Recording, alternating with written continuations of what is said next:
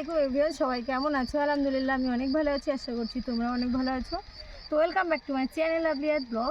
আজকে চলে যাচ্ছি শ্বশুর বাড়ি থেকে বাপের বাড়ি ইফতারি খেতে। হ্যাঁ, ইফতারিটা মানে রোজাটা ওখানে গিয়েই ভাঙবো, ওখানে থেকে ইফতার খাবো। অনেক রকম আইটেম, আজকে লোকজন আসছে আমার বাপের বাড়ি, মানে আমার বড় আব্বারা আমার আব্বারা সবাই মিলে আজকে ইফতার হবে এক জায়গায় বসে।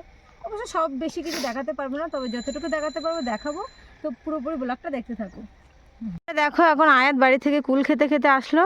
এই যে আমরা একটা জায়গায় দাঁড়িয়ে আছি, কারণ সেই দেখো ওখান থেকে একটা আর একটা ফেরিওয়ালা আসছে, ওখানে আমার একটা জিনিস নেওয়ার প্রয়োজন, তাই জন্য এখানে দাঁড়িয়ে আছি। আর এই যে আয়াত একটু হাই করো মাম্মা, এদিক ফেরো, একটু হাই করো মাম্মা, একটা মাম দাও, এ দেখো একটা মাম দাও, দেবে না। তো ফাইনালি কাকুর জন্য অপেক্ষা করছিলাম, আর কাকু এখন ধীর গতিতে এসে পৌঁছে গেছে। কাকুর অবশ্য এত জিনিসপত্র কাকুর ভ্যানে, তো কাকু ধীরে ধীরেই আসছে। হ্যাঁ, আর আমি এখানে প্রথমেই দেখে নিচ্ছিলাম আয়াতের জন্য একটি সাইড ব্যাগ। অবশ্যই এখনও আয়াতকে আমি সেইভাবে কোনো পার্স কিংবা সাইড ব্যাগ ওর হাতে এখনও দেওয়া অভ্যাস করাইনি, কারণ ওই অভ্যাসটা ওর কী করেই বা হবে, ও তো হাতে নিয়েই ফেলে দেয়।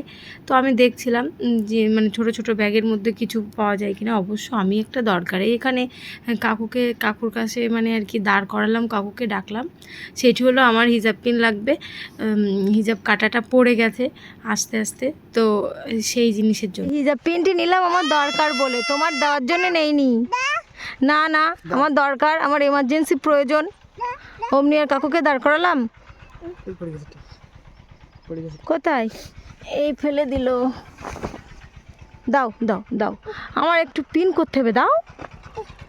যাই হোক, আয়াতের জন্য মন মতো কোনো ব্যাগই পেলাম না, তাই জন্য আমার অবশ্য প্রয়োজন যেটির জন্য আমি অবশ্য দাঁড় করেছিলাম কাউকে, সেটিই মিটলো, আর আমার প্রয়োজনটা মিটে গেছে। আর এখন আমরা এগিয়ে যাব সামনের দিকে। দেখো এদের বাপ মেয়ের দুষ্টামি দেখেছো। অ্যাকচুয়ালি এটা কেনার জন্য কাকুকে দাঁড় করিয়েছিলাম, কারণ আমি বাড়ি থেকে হিজাব সেট করে এসেছি সুন্দরভাবে, আর এখান থেকে আমার পড়ে গেছে, এখান থেকে একটা পড়ে গেছে, তো এমার্জেন্সির জন্য আমার এটা নিতে হলো। আমার তো এই জিনিসটা প্রচুর আছে, আর প্রচুর হারায়ও, মানে শ্বশুর বাড়ি কত জায়গায় কতটা পড়ে আছে, আর বাপের বাড়িতে প্রচুর আছে। যাক, জাস্ট এটা নেওয়ার জন্য, অন্য কিছু পছন্দ হলে অবশ্য নিতাম, তো সব তো দুল চুড়ি এই সমস্ত আইটেম, আমার তো সব কিছু লাগবেই না, তো এই জিনিসটা নিয়ে নিলাম তাই জন্য। তো এসে গেছি আমরা মিষ্টির দোকানে, মানে বরাবরই যেখান থেকে আমরা মিষ্টি নিই। আর আয়াত না ইদানিং করে এটাই করছে, ও একটু বড় হওয়ার থেকে মানে যখন জিনিসপত্র হাতাতে শুরু করেছে তখন থেকে ওই ওরকম বদমাইশি করছে, আর আমি বকা দিয়েছি, তাই জন্য এখন ওর পাপাকে জড়িয়ে ধরে কান্না করছে, আর কি ঢঙের কান্না। হ্যাঁ, তো ফাইনালি ওকে নামিয়ে দিল, আর ও এখন ও যখনই আসে এই দোকানে ও একটু কাচের বাইরে থেকে জিনিসগুলো দেখে আর উপভোগ করে, হাত দিয়ে নেওয়ার চেষ্টা করে।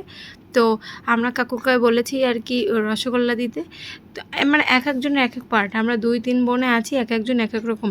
আমরা বলেছি মিষ্টিটা নিয়ে যাব, আর একটা বোন ওরকম মানে মাংসের আইটেমগুলো দিবে, এরকম সবাই মিলে একটু খাওয়া দাওয়া হবে। আর ইফতারি তো আছেই, সবাই ইফতারি তো মেন পার্ট, আর একটু আমরা খাওয়া দাওয়া করবো রাত্রেবেলা, তাই। তো এই যে আমরা মিষ্টিটা সুন্দর করে গুছিয়ে নিলাম, এখন কাকু প্যাকেট করে দিল, আর আয়াতকে কাকু একটি গুজিয়া দিল। আয়াত কিন্তু খায় না এই সমস্ত জিনিস, আর মানে যে জিনিসটি সহজে পায় সেটি খায় না, তো কষ্ট করে পেলে আবার খায়। তো কাকু দিল বলে আয়াত এখন জিনিসটি খাচ্ছে, অবশ্য সব খায়নি, হ্যাঁ ফেলে দিয়েছিল। তো এই যে এখন দই আর রসগোল্লা আমি নিয়ে নিলাম, আর নিয়ে আয়াতের বাবাকে বলছি কি ভারী, চলো তুমি। আর আমি ওখান থেকে কাকুকে টাকা দিতে বলে গিয়েছিলাম, টাকাটা আবার দিয়ে আসলাম, মানে আর কি গল্প করতে করতে বেরিয়ে এসছে। অবশ্য চেনাশুনো, কোনো অসুবিধা নেই। আর এটি হলো আমার বড় ভাইয়ের মেয়ে, তো আমরা পৌঁছে গেছি। আর এসে আজকে কিন্তু বাপের বাড়ি আর উঠলাম না, হ্যাঁ আজকে উঠেছি বড় মাদের বাড়ি। তো সোজা চলে যাচ্ছি বড় মাদের রান্নাঘরে, ভাবিরা এখন কী কী আইটেম করেছে সেগুলো দেখতে। তো এই যে ভাবি ডাল ডিম মানে রেডি করে রেখেছে, ডাল ডিম রান্না হয়ে গেছে, যেহেতু বিকাল টাইম আমরা এসেছি। তো এই যে হলো ডাল ডিম, আর এখানে চুপড়িটা উঁচু করে দেখলাম, এখানে বেগুন দিয়ে আর মাছ দিয়ে রান্না আছে। তো বেগুন দিয়ে মাছ আর ডাল ডিম দুটো আইটেম দেখলাম।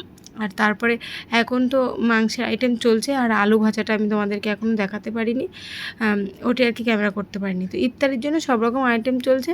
তো এদিকে বোন আর ভাবি মিলে কেটে রেখেছে, সেগুলো আমাকে বললো একটু ঢেকে ঢেকে রাখতে। তো আমি এসেই আর কি ড্রেসটা চেঞ্জ করে চলে আসলাম, আর এখন ছোলাগুলি ভাজা হবে, তার জন্য প্রিপারেশান চলছে। এখানে ছোলা অবশ্য ভাজা হবে কিছুটা, আর কিছুটা কাঁচা থাকবে। তো আমার বড় বোন এইগুলি করছে, আর ওখানে ভাবি তো তরমুজ কাটা শুরু করে দিয়ে দিয়েছে। যাই হোক মানে আর কি এখন আমরা ইফতারটা সেরে নিচ্ছি। হ্যাঁ, অনেক লোক তো আমি বেশি কিছু দেখাতে পারলাম না, জাস্ট কীভাবে খেতে বসেছি কিছু একটু না দেখালে নয়তো সেগুলোই দেখাচ্ছি। পুরো বারান্দা ভর্তি লোক। এখানে তো কম করে আমরা 15 থেকে 20 জন মতো আছি, তার বেশি বললে কম হবে না, এরকম একটু ব্যাপার। তো খাওয়া দাওয়া কমপ্লিট, আর এখন চলে এসেছি বাড়ি। হ্যাঁ, আমি কিন্তু বাড়ি এসেছিলাম অনেকক্ষণ আগে। তো তারপরে দেখো এখানে আমার ননদের বিয়ের জন্য একটু লোক কুটুম আসবে বাড়ি, তাই জন্য এখন কাজ চলবে, এখানে একটু প্যান্ডেল মতো হবে, তাই জন্য এখন রেডি করা হচ্ছে। আর এই যে এই দিকটাই হলো আমার দেওর, আমার মানে জামাই আর কি, আমার এক চাস্তো ননদের মেয়ের বর, সবাই মিলে বাজার রেডি করে নিয়ে এসেছে। তো এইগুলি এখন আমরা দেখে শুনে নিচ্ছি। আর আমার ননদ তো সেই রাস্তার ধারে আর কি বারান্দার ধারেই দাঁড়িয়ে আছে, যেহেতু ওর বিয়ে, ও একটু সব কিছু ভালোভাবে দেখছে, ওর কোনো কাজ করতে হচ্ছে না, তাই তাই কী হয়েছে, তো একটু সাথে পাশে থাকছে এরকম একটি। তো অনেক রকমের আইটেম এখন চলে এসেছে, এগুলি কেটে বেছে রেডি করে রাখতে হবে, কারণ কালকে যেহেতু কুটুম আসবে। হ্যাঁ, মানে ছেলের পক্ষ থেকে কিছু লোকজন আসবে, ওরকম আসবেই, এখন যাওয়া আসা তো চলবে বিয়ে যতদিন না হবে। আর এটি হলো আমার দেওর, তো একটু হাই করতে বললাম। আর এই দেখো কত রকমের কত কিছু এসে গেছে, এগুলি আগে থেকেই আমরা মহিলারা বাড়ি বসে কেটে রেডি করে রাখবো। তো আপাতত আমি এখন আদা রসুন কাটবো, এই সমস্ত কাজগুলি আমার একটু কাটা বাছা। আর সব কিছু আমার খালা শাশুড়ি এদিকটাই নারকেল ছিলে কুড়ে নিচ্ছে, এদিকে চিংড়ি মাছটা রেডি করছে, এঁচোড় চিংড়ি হবে যেহেতু। তো সব কিছু করে কিছু কিছু ফ্রিজে রাখা হবে, কিছু কিছু এমনি রেডিমেড রেখে দেওয়া হবে, তাই জন্য। আর এখানে প্যান্ডেল মতো হচ্ছে, তো কাজটা অনেকটা এগিয়ে এসেছে। তো ফুল ব্লগটা এই পর্যন্ত, ভালো লাগলে তো like comment share and subscribe করতে ভুলো না। দেখা হচ্ছে পরবর্তী একটি ব্লগে তোমাদের সাথে। আর ফেসবুক পেজ থেকে দেখলে একটু পেজটিকে সবাই ফলো করে দিও। আল্লাহ হাফিজ।